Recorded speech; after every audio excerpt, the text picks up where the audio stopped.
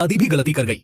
जहां पर एक तरफ तो राध्या जो कि अब पुलिस बुलाने वाली है घर पर, क्योंकि अब चोट आई है। जो प्रेस फेंकी थी हमारी दादी ने वो जाकर लगी है सीधे निहारिका को, क्योंकि जो प्लानिंग की थी हमारी राध्या ने वो ऐसी ही थी। अब इसमें जैसे ही निहारिका को चोट लगती है तो पुलिस वहां पर आ जाती है और वो नकली पुलिस होती है जो राध्या बुलवाती है।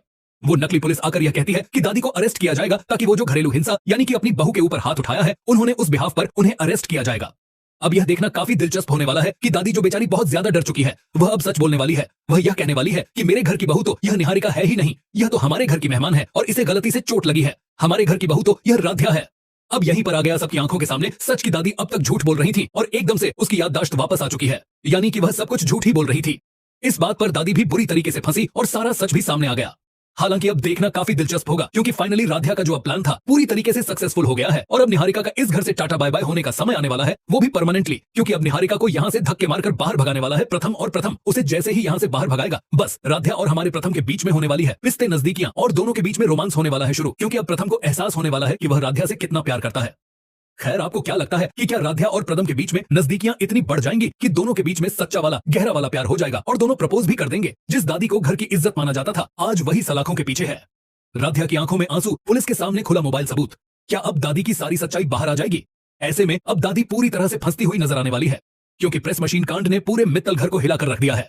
जी हां दोस्तों, मन अति सुंदर के आने वाले एपिसोड में जो होने वाला है वो किसी ने सोचा भी नहीं था। जिस दादी ने राध्या को सबक सिखाने के इरादे से प्रेस मशीन उठाई थी वही दादी अब खुद सबसे बड़े सवालों के घेरे में आ चुकी हैं। कहानी की शुरुआत होती है उस वक्त जब राध्या अनजाने में प्रेस मशीन चालू छोड़ देती है और दादी की नई साड़ी चल जाती है।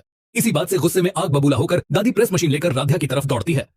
हालात इतने बिगड़ जाते हैं कि दादी पहली बार राध्या पर वार करने की कोशिश करती है, लेकिन किस्मत साथ देती है और राध्या बाल बाल बच जाती है। मगर कहानी यहीं खत्म नहीं होती क्योंकि इसी अफरा तफरी के बीच निहारिका बुरी तरह घायल हो जाती है। जैसे ही घर की लाइट जलती है पूरा परिवार सन्न रह जाता है क्योंकि निहारिका फर्श पर बेसुध हालत में पड़ी होती है। घर में चीख पुकार मच जाती है और माहौल पूरी तरह बदल जाता है। थोड़ी ही देर में पुलिस मित्तल घर पहुंचती है और पूरे मामले की जांच शुरू होती है।